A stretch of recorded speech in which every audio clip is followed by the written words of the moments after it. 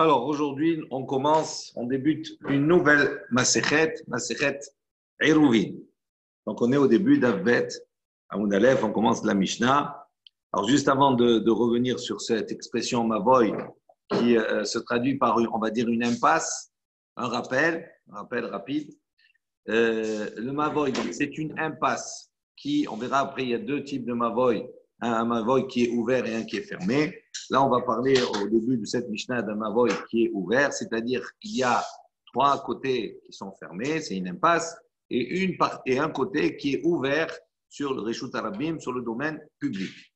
Dans ce Mavoy-là, il y a donc, on va dire, dans ce Mavoy, des Chatzerot, des cours qui donnent sur le Mavoy, et ces cours-là sont bien entendu liés à des maisons. Il y avait donc différents appartements, différentes maisons, différents habitants qui avaient en commun une même cour, et cette cour-là donnait également après sur un Mavoy, sur une impasse. Alors, min de Oraïta, selon la Torah, le Chatser ou bien le Mavoy sont considérés comme Reshut Yachid, comme un domaine privé. Mais on va voir qu'il y a Gzerat Chachamim. Shlomo Ameler déjà va faire la Gzera concernant le Mavoy et les Chatserot, à savoir qu'à partir du moment où il y a des allées venues là-bas et que c'est ouvert sur un Reshut Arabim, on craignait que les personnes oublient cela, donc déplacent des objets du domaine privé à un domaine public.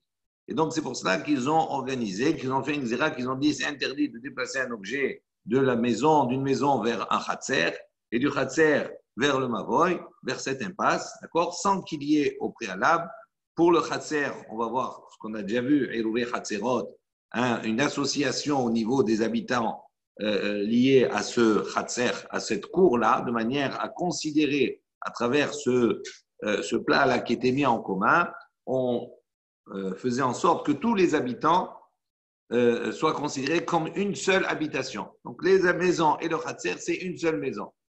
Maintenant, il y avait également, au même titre que Eruvé Chatzerot, Shitoufé Mevohot, il y avait donc une association qui était faite parmi les différents habitants, différentes Chatzerot, pour le Mavoy au même titre.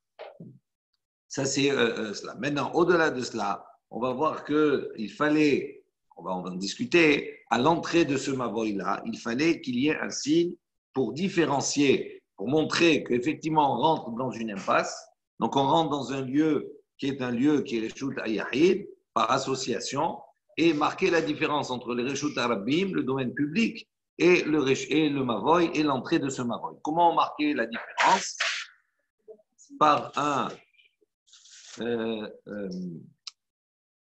Soit par une poutre qu'on mettait, d'accord, horizontalement sur le haut, soit par rapport à un léchi, ce qu'on appelle un léchi, c'est-à-dire un poteau, d'accord, que l'on mettait, d'accord, qui avait un minimum de 1 mètre à peu près, d'accord, que l'on mettait à l'entrée, d'accord, on le mettait verticalement, d'accord, à l'entrée du Mavoy. Et ces deux éléments-là permettaient de signifier qu'on a effectivement, qu'on est dans un lieu qui est un lieu privé. Donc, on va revenir sur cela maintenant. On commence la Mishnah. Mavoy, shehu gavoa le ma'ala mi-esrim ama, ima'et. Donc la Mishnah, le Tanakama dit, un Mavoy, cette impasse, shehu gavoa le ma'ala mi-esrim ama. Donc si maintenant il y a effectivement cette poutre qui est au-dessus du Mavoy, à l'entrée, si donc elle est au-dessus de esrim ama. Esrim ama, bon, ça fait environ 10 mètres. D'accord? Donc ça veut dire la poutre, elle est très haute. Elle est à 10 mètres. Une ama, c'est à peu près 50 cm. Esrim ama, ça fait à peu près 10 mètres. Donc, elle est très haute. Donc, par le fait qu'elle soit très haute, on ne reconnaît plus, parce qu'on ne lève pas les yeux vers le haut comme cela, donc on n'a plus de signe qu'effectivement on est dans une impasse. Et donc, qu'est-ce que le Tanakama préconise? Il dit, Yema'et, on va devoir baisser cette poutre-là, diminuer. Rabbi Yehuda Omer, Rabbi Yehuda dit, et notre sarich, il n'a pas besoin de diminuer, c'est suffisant. À partir du moment où il a mis la poutre, c'est valable. Si maintenant elle a une largeur, cette porte-là, cette ouverture a une largeur qui est plus de Eser Amot, de 10 Amot, donc ça fait à peu près 5 mètres, Yema'et, le Tanakama, il pense qu'également on doit à ce moment-là, raccourcir la largeur. Ve'im yeshlo tzorat hapetach. Et si maintenant, cette ouverture-là, elle a l'apparence d'une ouverture d'une porte, c'est-à-dire elle a des poteaux et des linteaux, donc elle a un encadrement. Même si effectivement elle a une largeur qui est de 5 amot, de 10 amot, par exemple, de 5 mètres, plus de 5 mètres, on n'a pas besoin à ce moment-là de diminuer cette ouverture-là. Parce qu'effectivement, elle a un encadrement, et donc on voit bien que c'est considéré comme une porte et on reconnaît pour ça. Ça, c'est la Mishnah. Tnan, on a une braïta qui enseigne, une Mishnah qui dit, on apporte une Mishnah dans Masechet Souka, c'est marqué Hatam, Souka Sheik voit les Ma'alam Yasim Ama Psula. Donc une Souka, c'est un principe qu'on verra également, qu'on connaît, qui est haute. Donc le schar, le toit de la Souka, il arrive à une hauteur de plus de Esrim Ama, c'est-à-dire le toit, il est à plus de 10 mètres. Donc imaginons la Souka, on a les parois, et on a fait le schar à une hauteur de 10 mètres. Il dit à ce moment-là, elle est tellement grande que le schar, on ne le voit plus, et donc c'est une Souka qui est Psula. Elle est inapte, on ne peut pas l'utiliser. Rabbi Yehuda marchir, et Rabbi Yehuda là-bas, il autorise. On pose la question. Maïshna gabe souka de tane psula, gabe maboy tane takanta. Il dit pour quelle raison? Là-bas, dans le problème de la souka, qu'est-ce qu'on a dit? On a simplement dit la souka, elle est psula. On a déclaré qu'elle est inapte. Tandis que pour le mavoy, on a dit un mavoy dont la poutre va être au-delà de 10 de Esrim Ama, donc ça veut dire de 10 mètres. Là-bas, qu'est-ce qu'on nous dit? On nous donne la takana, on dit comment on va corriger la chose. Yemaet, on va devoir baisser, d'accord, la poutre qui se trouve là-bas. On a dit pour quelle raison? Là-bas, on a dit, pour la souka, on a dit psula, et pour ici, le maboy, on a donné la manière de corriger la chose. Pourquoi on n'a pas dit également là-bas dans souka la manière de corriger? Pourquoi directement on a dit non, elle est psula? Première réponse qu'on donne. Souka de oraita, tane psula, mavoy de rabbanan, tane takanta. Donc il dit la première réponse qu'il donne, il dit parce qu'on est dans deux domaines différents. La souka, c'est une mitzvah qui est de oraita.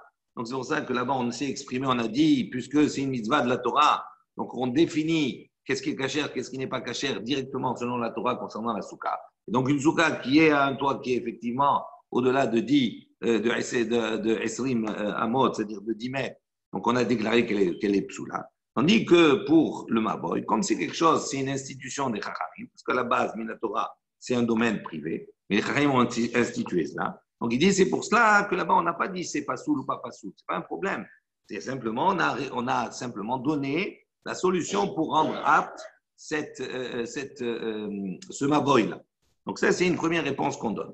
La différence, un Mideoraita, l'autre Midé Rabbanan, et donc le langage change selon si c'est de la Torah ou si c'est des Chachamim. Veiba et Tema, donc si tu veux, je te donnerai une autre réponse. Deoraita name tane takanta. Il dit non, je peux te dire également, même si c'est un sujet qui est mis Deoraita, on aurait pu enseigner et apporter tout simplement la solution, comment corriger, comment réparer cette souka, par exemple, qui n'est pas conforme.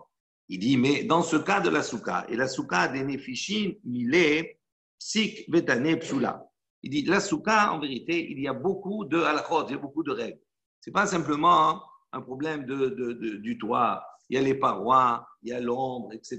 Donc il dit, comme il y a beaucoup de inyanim, beaucoup de sujets, beaucoup de halachot concernant la souka, donc c'est pour ça que là-bas, dans la Mishnah, on a tranché directement, on a apporté, simplement, on a dit, ça, la souka dans cet état-là, elle est psoula. On n'a pas voulu rentrer dans la takana, de comment on arrange, parce que c'est complexe.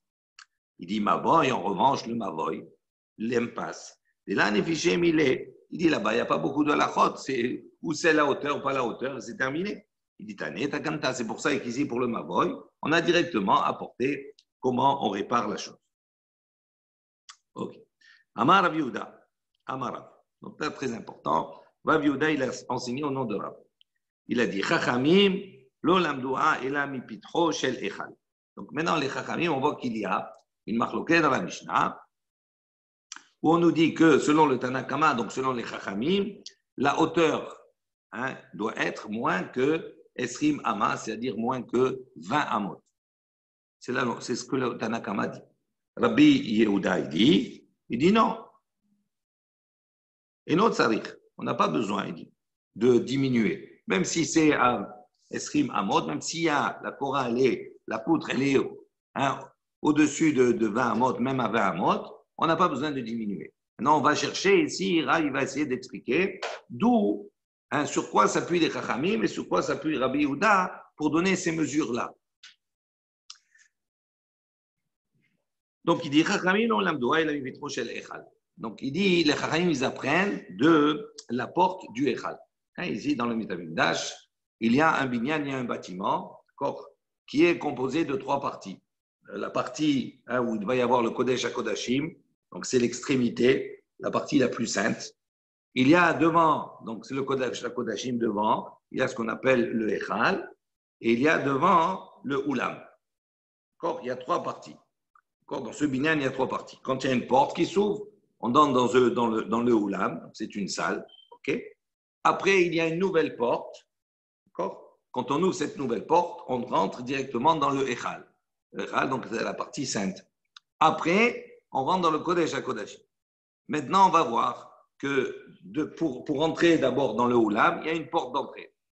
Après, dans le Echal, il y a une autre porte. Maintenant, devant le Oulam, avant d'accéder à cette porte, pour ouvrir la porte, il y avait là-bas 12 marches. 12 marches. On rentrait, on ouvrait la porte. Maintenant, la mesure de la porte du Oulam n'a pas les mêmes dimensions que la porte du Echal. Et on va voir que la Chachamim ou Rabbi Yehuda vont, eux, s'appuyer pour les Chachamim, sur les dimensions de la porte du Echal, donc celle qui est à l'intérieur. Et selon Rabbi Yehuda, il va s'appuyer sur les dimensions de la porte du Oulam. Alors, pourquoi il s'appuie sur ça?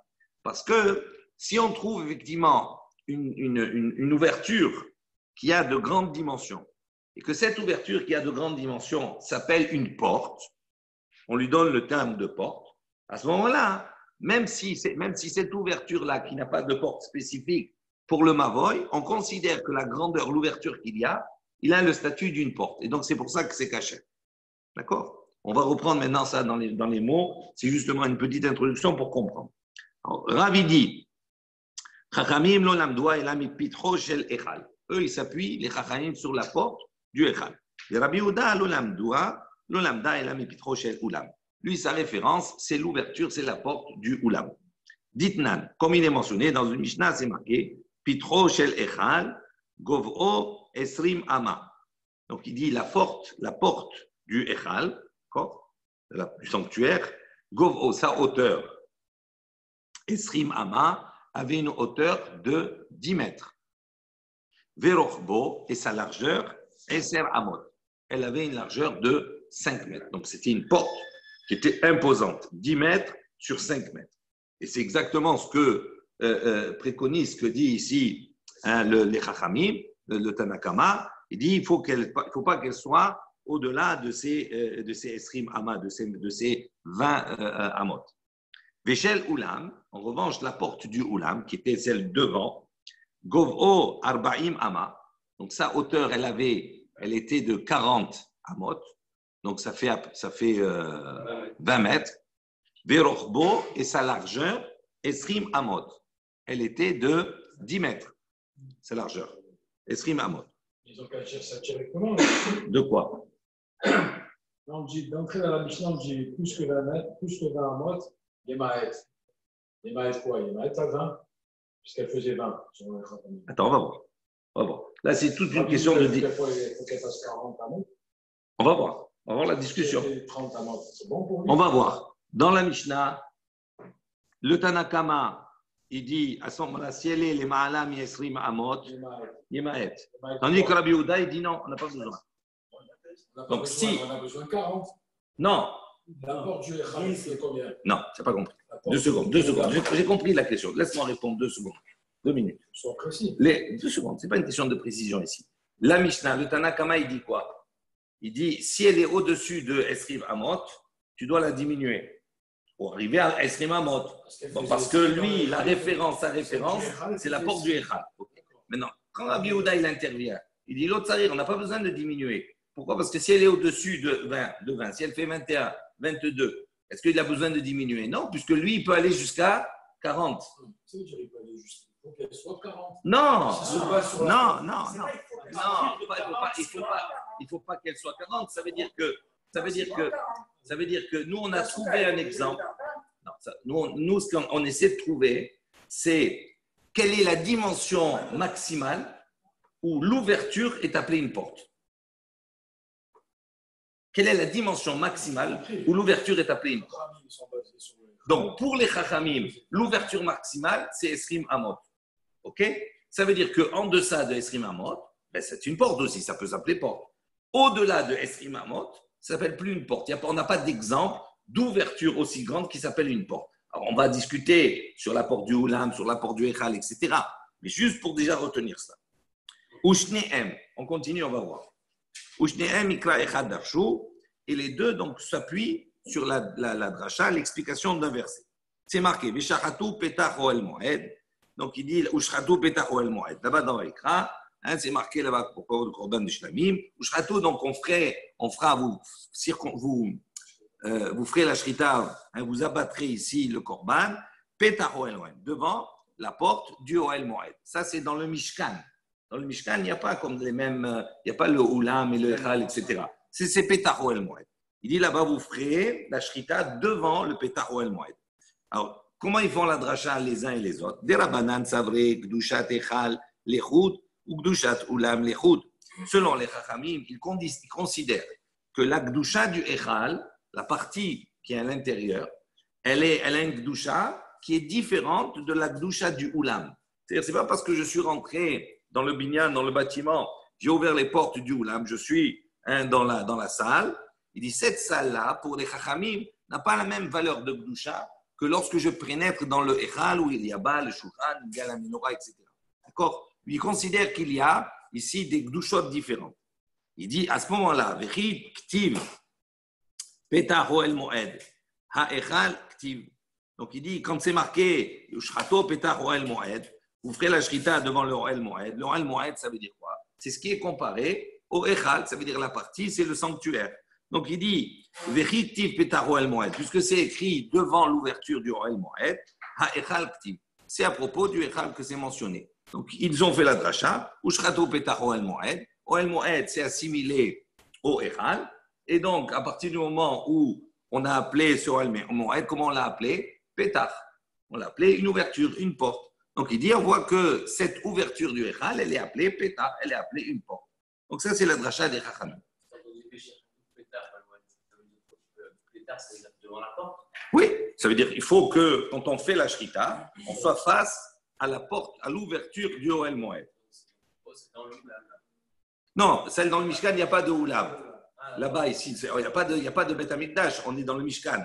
Le Bet Amikdash, c'est plus tard. Donc, il s'appuie sur le Mishkan pour déduire la même chose pour le Bet Amikdash qui est en dur. Donc, il dit, le Oel Moed, ça correspond au Echal. Et donc, il dit, Pétar, on voit que ce Oel Moed, il est appelé Pétar. Donc, ça, c'est une ouverture, c'est une porte. OK.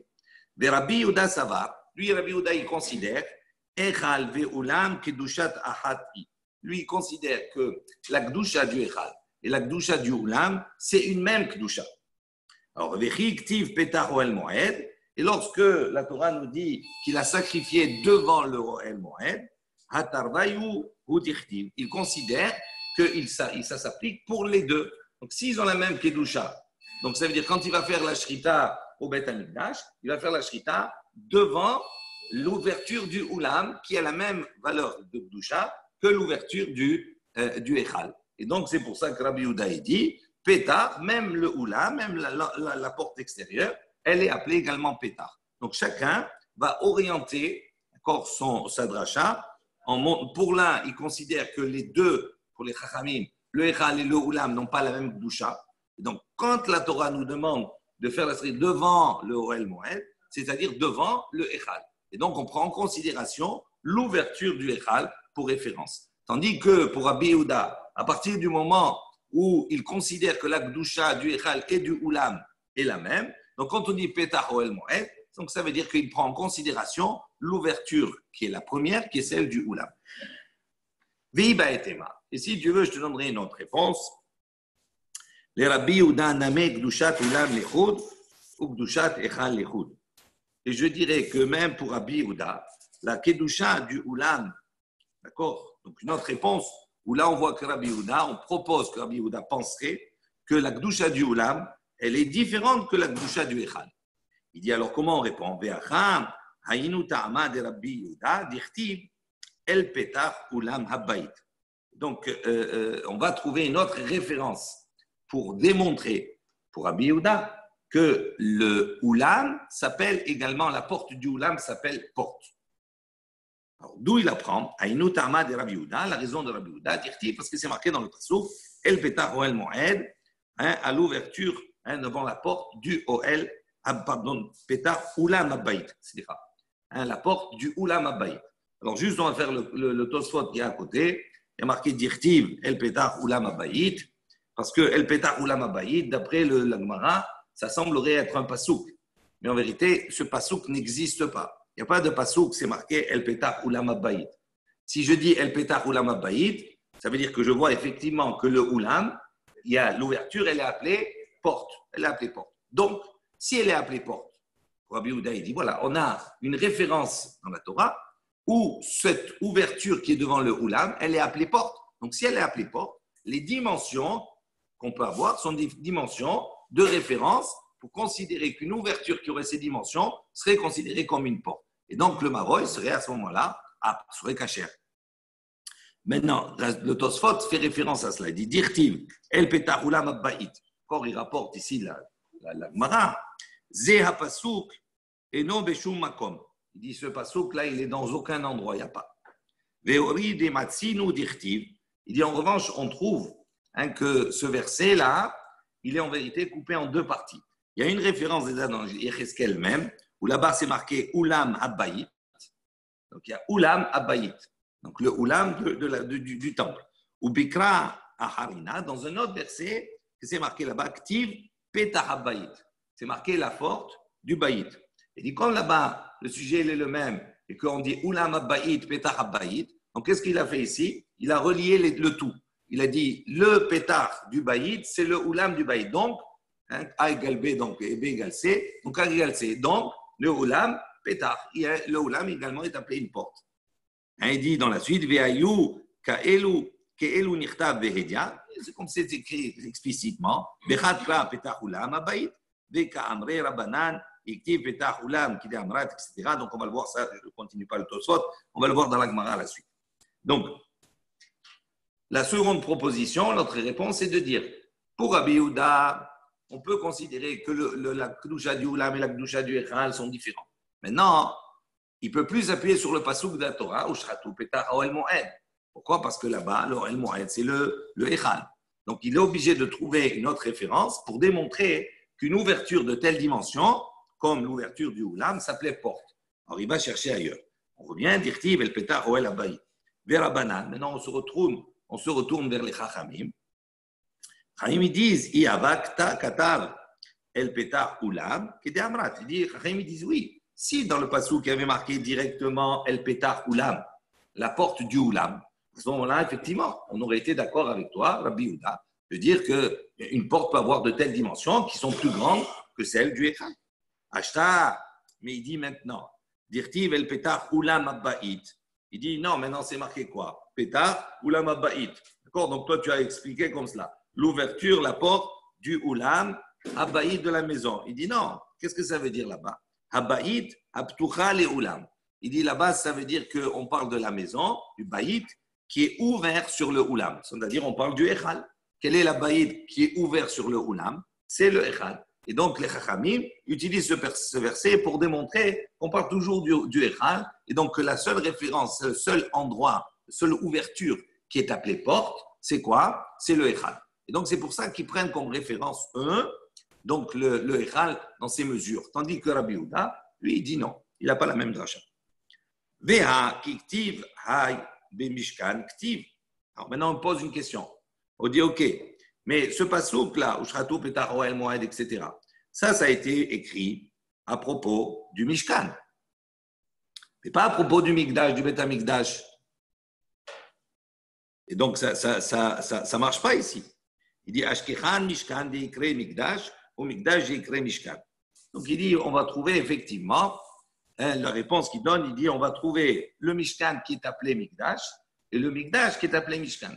Ça veut dire qu'on va, si on arrive à trouver, il explique comme cela, que lorsqu'on parle du Mishkan, le Mishkan il est appelé aussi Mikdash. Donc à ce moment-là, on peut assimiler l'un et l'autre. Et donc, comme là-bas, Petach Oel Moed, c'est comme Petach Haechal, c'est la même chose. Et on peut inversement trouver que le Mikdash, il est appelé Mishkan.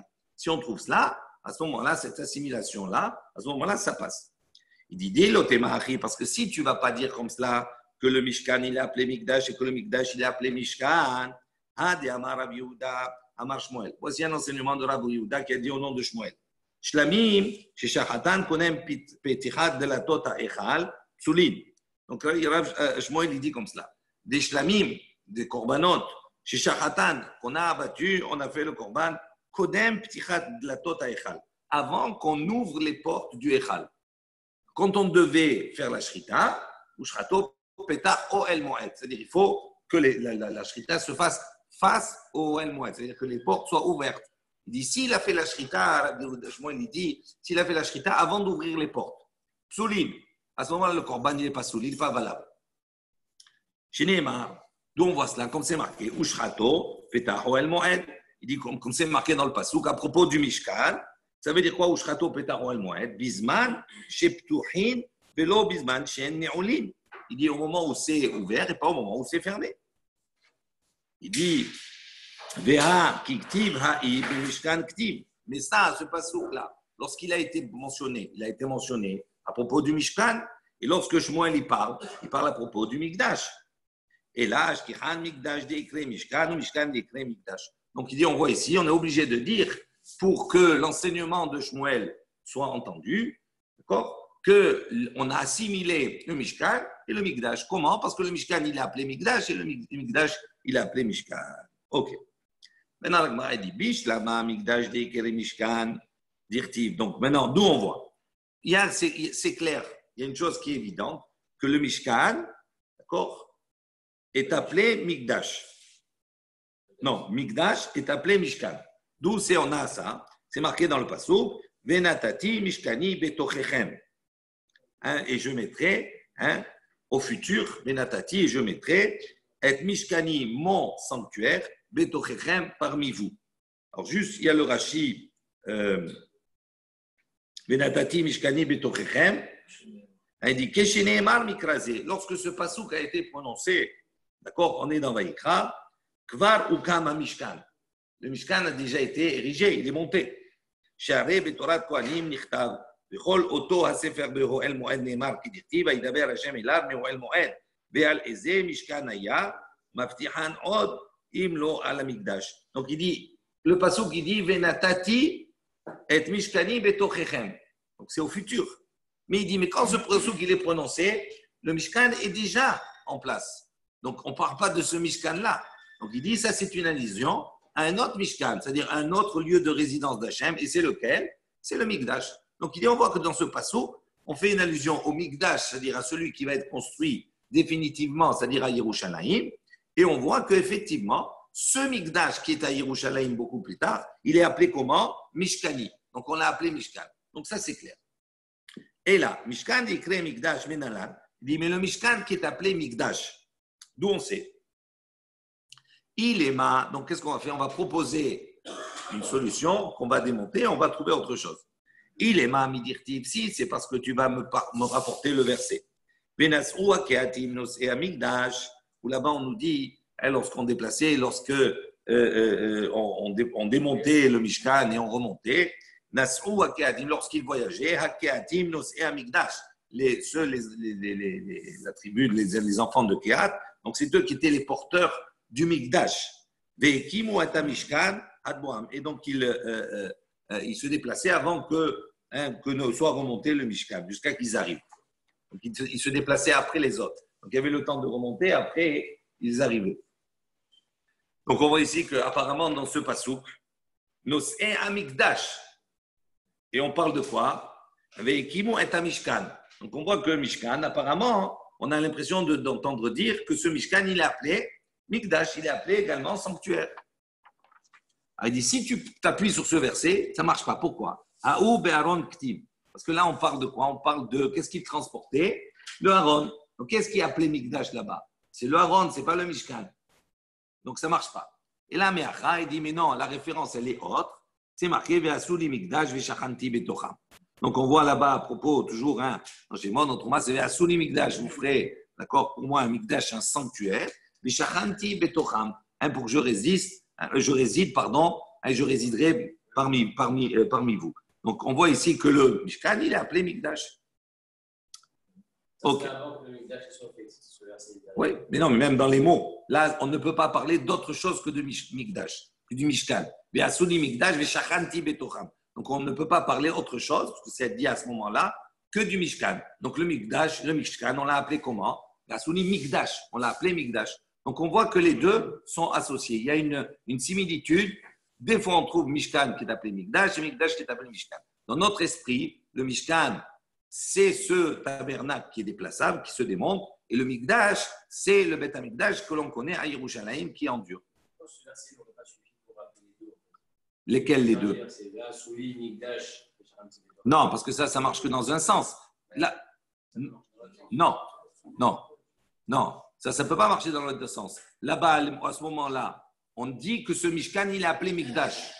D'accord. Maintenant, d'où on sait que dans l'avenir, le Mikdash qu'on va construire, lui, il sera appelé Mishkan. Il nous faut un passouk, tu ne peux pas le déduire d'ici. Parce que là, c'est intenté. Tandis que le verset qu'on a rapporté précédemment, c'est un verset qui parle sur l'avenir. Et donc, c'est pour ça qu'il est plus fort. Ensuite, Ben les Rabbanan ou Ben les Rabbi Yehuda. Donc maintenant, que ce soit pour les Chachamim ou que ce soit pour Rabbi Yehuda. Donc, les Chachamim, ils ont appris du Echal, de la porte du Echal. Et Rabbi Yehuda, ils ont appris de la porte du Oulam. Que ce soit pour l'un ou pour l'autre. On pose la question, l'ilfou, mipetar, shar et chatzer. Et pour quelle raison ils n'apprendraient pas de la porte et chatzer de la cour? Rashi dit, l'ilfou, mipetar, shar et chatzer, arochat, parich. Donc ici, on parle d'une question, la largeur. On parle à propos de la largeur. On ne parle pas à propos de la hauteur. Donc la hauteur, pour les Chachamim, c'est Esrim Amot, ça veut dire 10 mètres à peu près. Pour Rabbi Yehuda, puisqu'il prend comme référence Petach HaUlam, c'est Arbaim Amot, c'est-à-dire 20 mètres, d'accord, pour la hauteur. Maintenant, pour la largeur, les Chachamim, eux, ils ont dit Ser Amot, ça veut dire 5 mètres. Et pour Rabbi Yehuda, 10 mètres. 10 amot, ça fait 20 mètres. D'accord? Non, ça fait 20 amot, ça fait 10 mètres. Donc, un 5 mètres, un 10 mètres. OK, la largeur. Alors, il dit maintenant, pour quelle raison cette largeur, il ne la prendrait pas d'une autre porte, qui est la porte du Khatser? Dirtiv, qu'est-ce qui est marqué à propos de la porte du Khatser? Il est marqué là-bas, Orech et Khatser me'aba ama. Donc, la longueur du Khatser, 100 amot.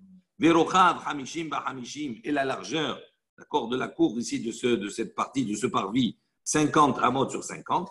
Vekoma, Hamesh, amot, et la hauteur, 5 amot. Urtiv, et après, donc c'est marqué, Vechamesh, donc on a retenu la première mesure, on a une largeur de 50. OK? 50. Maintenant, on a un autre passage qui nous dit, Vechamesh, esrei ama, kilaim la katef. C'est-à-dire, sur une partie, il va y avoir 15 coudées de toile. Il y a 15 coudées, 15 amot de toile, d'accord, sur une aile.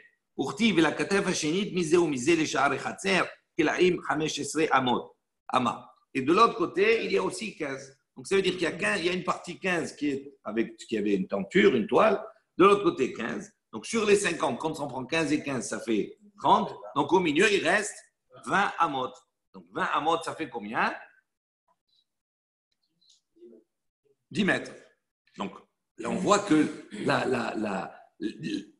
la porte du Khatser, elle a une largeur de 10 mètres. Donc, pourquoi ils ne prennent pas comme référence cette largeur-là? Où là-bas, le Khatser, il est appelé porte, apparemment. Et donc, si c'est appelé porte, on voit que jusqu'à 10 mètres, ça s'appelle toujours une porte. Donc, la largeur, elle est beaucoup plus grande que la référence, soit ça la référence de Rabbanan, ou que ce soit pour la référence de Rabbi Yehuda. C'est-à-dire, toujours, si on trouve une ouverture, que ce soit en hauteur, comme on a essayé maintenant, ou que ce soit en largeur, d'accord, où on voit que cette ouverture-là, elle est appelée porte et qu'elle est énorme, à ce moment-là, ça nous donne des dimensions beaucoup plus grandes ou beaucoup plus petites, ça dépend des références, pour le Mavoy. Alors, il dit pourquoi ils ne se sont pas référés à cette Sha'ar et Khatser, à cette porte du Khatser. Il dit Malé Alan, Hamesh, il dit comme là-bas, à propos du Khatser, Hamesh, la hauteur elle est de 5 amot. Berochav, Esrim, et la largeur elle est de 20. Afkan, il dit aussi ici la même chose. Hamesh, la hauteur de 5. Berochav, Esrim, et la largeur d'Esrim de 20. Il dit non, on ne peut pas apprendre. On ne peut pas apprendre de Sha'ar et Khatser. Pourquoi? Parce que c'est marqué là-bas Pétar, Sha'ar et Khatser Ikere. C'est appelé la porte Pétar, l'ouverture Sha'ar. Sha'ar, c'est un portail. Il dit comme là-bas, c'est appelé Sha'ar, Pétar Sha'ar, c'est deux expressions qui sont composées. Pétar Stama Lo Ikre. Il n'est pas appelé Pétar. Si on l'avait appelé porte simplement, à ce moment-là, on aurait pu apprendre. Et comme il a on va dire, on utilise un langage qui est Pétar Sha'ar, donc ça le disqualifie. On ne peut pas apprendre de lui. C'est autre chose. Ça, c'est la première réponse. Viba et Tema. La deuxième réponse. Kiktiv Kelaim Hamesh Esre Ama. La Katef. Begov'a Udirtiv. Il dit non. Lorsqu'on a dit là-bas 15 amot, la Katef sur les ailes, sur les côtés, 15 amot d'un côté, 15 amot de l'autre. Nous, on a voulu dire 15 amot et 15 amot. On parlait de quoi? On parlait de ça recouvrait donc la largeur. Il dit non, Begov a Udirtiv. Là-bas, les 15 amot, c'était quelque chose qui recouvrait dans la hauteur, pas dans la largeur. Il y avait là-bas une hauteur, de chaque côté, il y avait une hauteur de 15 amot. Et donc, ça ne correspond pas à ça. Donc, ça fait. Il y a 15 amot du mur, il y avait une hauteur de 15 amot. 15 amot, une hauteur. De chaque côté, 15 amot, 15 amot. Pas 15 amot sur le côté. Alors, il dit, Gov'a, ve'aktiv, ve'koma, hamesh amot. Il dit, comment tu me dis, il y avait 15 de hauteur? On a dit dans les textes, combien il y avait de hauteur? Hamesh amot. Il y avait une hauteur de 5. Donc, comment tu me dis, toi, il y avait une hauteur de 5 et là, maintenant, tu me dis, il y a une hauteur de 15. Ça ne marche pas. Il dit, Ha'ou, misefat, misbeach, ul ma'ala. Il dit, non, en vérité, quand on dit une hauteur de 5, ce n'est pas la hauteur totale. Il dit, parce que là-bas, il y avait le misbeach, l'hôtel. Rappelez-vous ce qu'on avait dit dans Zvahim. Là-bas, il y avait l'hôtel. Le misbeach, il avait une hauteur de diamètre. Et on a dit là-bas que quand les Kohanim, ils faisaient l'avoda, il ne fallait pas qu'on les voie de l'extérieur. Ce n'était pas kavod pour eux de les voir l'avoda qu'ils faisaient de l'extérieur. Donc, qu'est-ce qu'ils faisaient? Ils avaient monté 5 amot de plus supplémentaires pour justement qu'on ne puisse pas les voir. Donc, en vérité, ces 5 amot-là, ce n'est pas les 5 amot du sol jusqu'à la hauteur. C'est les 5 amot à partir du début de la hauteur du misbéach. Donc, comme la hauteur du misbéach, il y a 10, plus les 5, donc ça fait en tout 15. Ça, c'est la réponse qu'il donne. Ensuite, on pose la question. Rabbi Yehuda mipitro shel ulam gamar. Donc, est-ce que Rabbi Yehuda, il a appris, d'accord, cette ouverture concernant le ulam, concernant le mavoy, il a appris du ulam. Il dit, Vatnan, voici, on a une Mishnah qui nous dit, Verachav me'eser amot yimaet. Donc, il dit, voilà, dans la Mishnah, on a dit quoi? Verachav me'eser amot. S'il y a une largeur de 10 amot, yimaet, il diminuera. Vélo palik Rabbi Yehuda. Et on voit que sur cela, Rabbi Yehuda, il n'y a pas de marloquette dans la Mishnah. Dans la Mishnah, Rabbi Yehuda, il intervient uniquement sur la hauteur. D'accord? Mais s'il s'appuie véritablement sur la porte du Oulam, elle faisait combien la porte du Oulam? Elle faisait Arbaïm, elle faisait 40 amot de haut et elle faisait 20 amot de large. Donc, quand les Chachamim, ils ont dit, si ça fait 20, il faut diminuer. Si ça fait 10 mètres, il faut diminuer. Lui, il a intervenu, il a dit non, ne diminue pas, parce qu'on peut aller jusqu'à 40. OK? Et quand les Chachamim, ils ont dit, si maintenant dans la largeur, ça fait 10, il faut diminuer. Alors, il dit, il aurait dû intervenir, lui. Et on voit que dans la Mishnah, il n'intervient pas. Donc, s'il n'intervient pas, ça veut dire qu'il n'a pas ces références du Oulam. Vous comprenez la question? Amar Abaye répond, il dit, Palig Bebraïta. Il dit en vérité, il est en discussion dans une Braïta, on le trouve en discussion dans la Braïta, Rabbi Yehuda. Détania. Il y a une baraita qui nous dit V'arachad mi'aser amot, si la largeur elle est de 10 amot, on diminuera. Ça, c'est l'opinion des Chachamim. Rabbi Yehuda Omer, Rabbi Yehuda il dit et notre sarir les ma'et. Là-bas, il intervient, il dit on n'a pas besoin de diminuer. Alors, il dit, Véliflog, Maknitin, et pourquoi dans notre Mishnah, il n'est pas venu? On a trouvé une baraïta où Rabbi Yehuda, il intervient. Il montre qu'il est en désaccord avec les Chachamim. Alors, il dit, pourquoi dans notre Mishnah, Rabbi Yehuda, il dit rien? Pourquoi il ne dit pas qu'il est en désaccord aussi avec les Chachamim?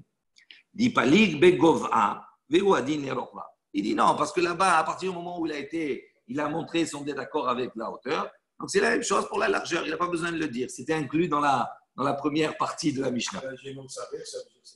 Oui, c'est tout. Voilà. Hauteur et largeur. De nouveau, on pose la question. Rabbi Yehuda Bepitro Shel Olam Gamar, est-ce que vraiment Rabbi Yehuda, il apprend, d'accord, de la porte du Olam? Il dit, viens, Tania. Voici, il y a une baraïta qui dit, Maboy Sheu Gavoa Michaf Ama. Donc, un Maboy, une impasse qui est haute, d'accord, de 20 amot. Yemaet, on diminuera. Et Rabbi Yehuda Mershir, et Rabbi Yehuda, il autorise, ad même, Venun Ama. Il autorise jusqu'à 40 et jusqu'à 50 Ama. Attends. Vetane, laisse finir la baraïta. Vetane Bar Kapara, et Bar Kapara, il a dit, ad mea, jusqu'à 100 amot. Et là, on essaie de comprendre cette baraïta. La réflexion de Hari, elle est justifiée. D'accord? Bishlama, d'abord, on se débarrasse de ce qui est évident. Bishlama, les Bar Kapara, Guzma. C'est évident, on comprend. Quand Bar Kapara, il dit 100, il ne dit pas 100 pour dire 100. C'est une manière exagérée des choses. C'est pour simplement dire que la hauteur, elle est haute. Alors, des fois, quand on veut exprimer une hauteur très grande, on utilise des chiffres qui ne sont pas en vérité des chiffres pour soi. Donc, on comprend bien que ici, Bar Kapara, il n'a pas voulu dire le chiffre exact. Donc, c'est vraiment, Guzma, c'est une exagération de sa part. Maintenant, le problème qui se pose, et là, les Rav Yehuda. Maintenant, c'est pour Rav Yehuda. Maï Guzma, il dit, quelle exagération? Il ne peut pas avoir d'exagération dans ce que lui, il a annoncé. Pourquoi? Bishlama le Rabbi Yehuda, Arba'im, Gamar, Mipitro Shel Ulam. Il dit 40. D'accord, ça marche bien pour Rabbi Yehuda, 40, parce qu'il apprend de la porte du Ulam. Et là, nous, maintenant, la question qui se pose, puisqu'il y a le 40 dedans, donc on voit que ce n'est pas une exagération. Maintenant, le Noun, c'est 50. Ménalé, d'où il sort 50? Non, si la référence, c'est le Oulam, c'est le pétard du Oulam, donc ça peut aller que jusqu'à 40, pas plus. Donc, comme il dit 50 là, alors, c'est ça la question. Est-ce que vraiment Rabbi Yehuda, il pense qu'il s'appuie sur le... Non, il n'y a pas d'escalier. Une porte, c'est une porte. Il n'y a pas d'escalier. L'escalier, c'est pour monter. Après, quand tu mesures la porte, tu ne mesures pas avec les escaliers. Ce n'est pas du tout ça. D'accord? Donc, il dit, on voit d'ici, de cette baraïta, qu'on pourrait dire que Rabbi Yehuda, il ne pense pas qu'il n'apprend pas du pétard à Oulam, de la porte du Oulam. Pourquoi? Parce qu'on voit qu'il a dépassé la limite. Il a dit 50. Et on ne peut pas dire que c'est 50 qu'il a dit, c'est une exagération. C'est pas parce qu'il a dit 40 aussi. Donc, ça ne peut pas marcher.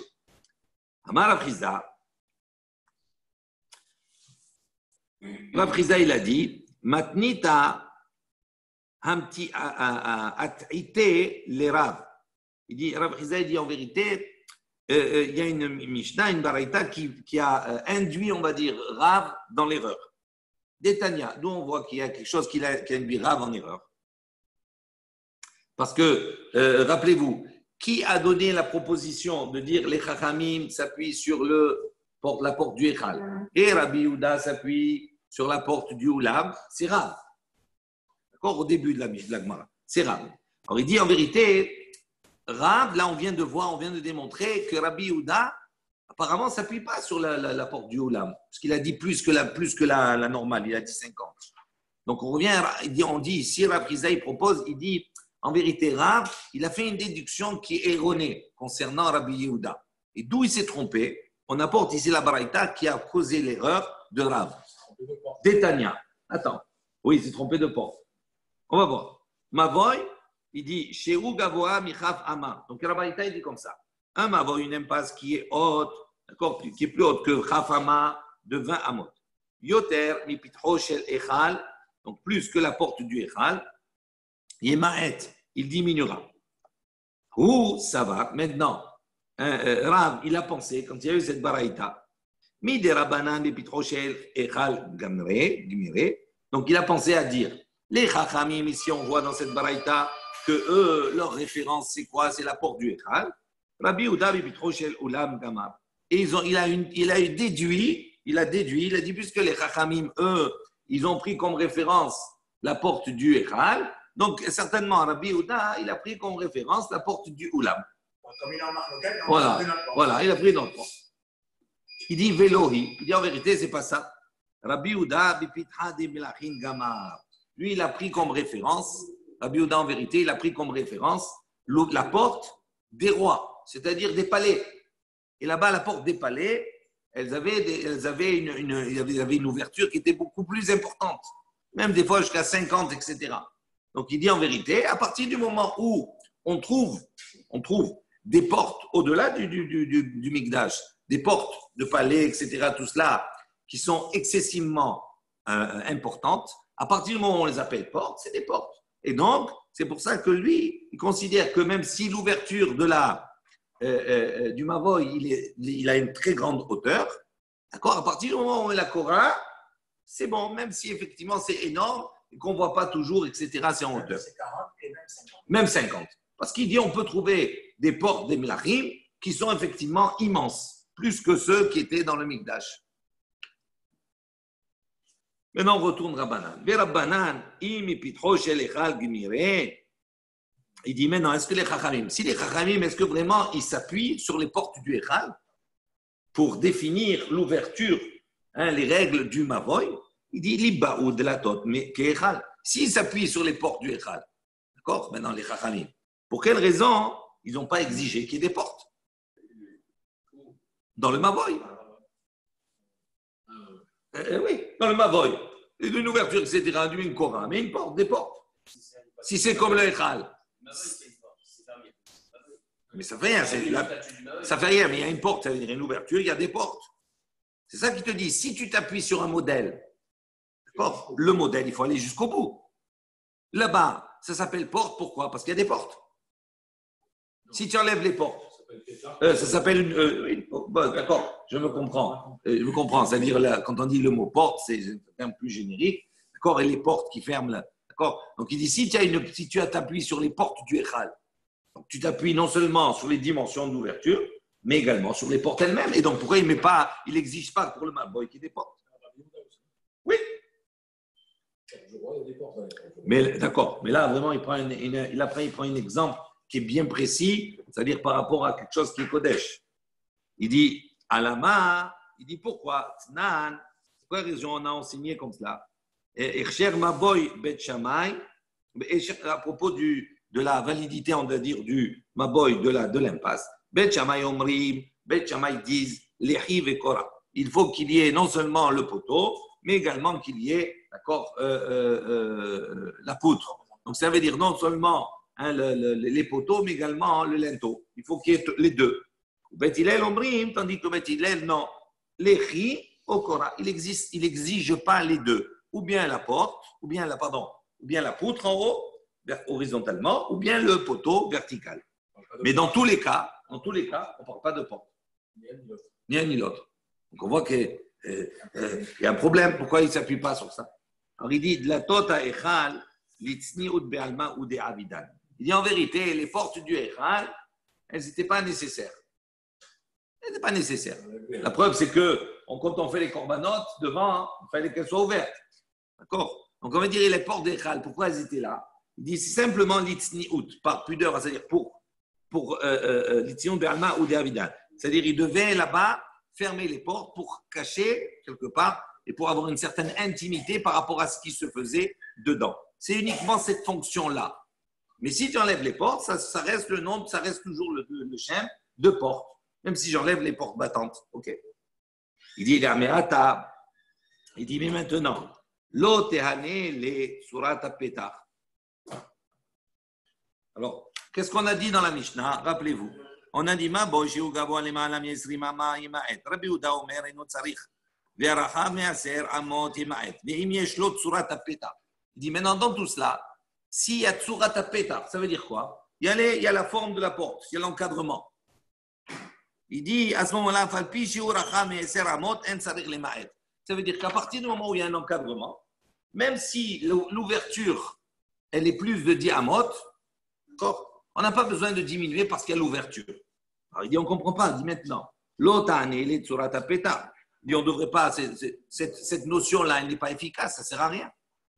Dea Echal, Tsurat HaPetach Avia. Pourquoi on dit ça? Parce que voilà, le Echal, il avait Tsurat HaPetach, donc il avait l'encadrement, d'accord, Avialo, Afilou Achi, et malgré cela, et c'est Ramot ou Dervia. Et il dit, malgré cela, on voit on exigeait 10 amot.